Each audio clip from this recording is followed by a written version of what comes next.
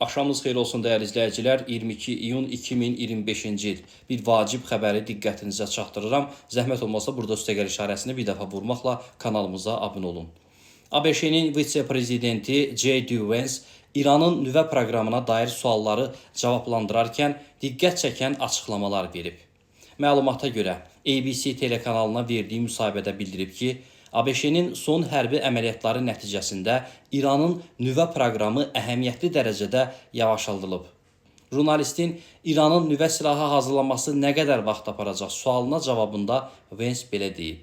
Mən kəşfiyyat məlumatlarının təfərrüatlarına varmayacağam, amma təxmin edirəm ki, onlar nüvə silahı hazırlayana qədər illər keçəcək.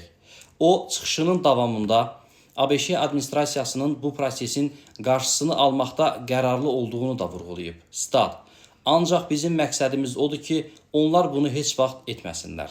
Statın sonu. Bildirək ki, bu açıqlama ABŞ-nin Fordo və digər nüvə obyektlərinə indirdiyi son zərbələr fonunda verilib və aktualdır.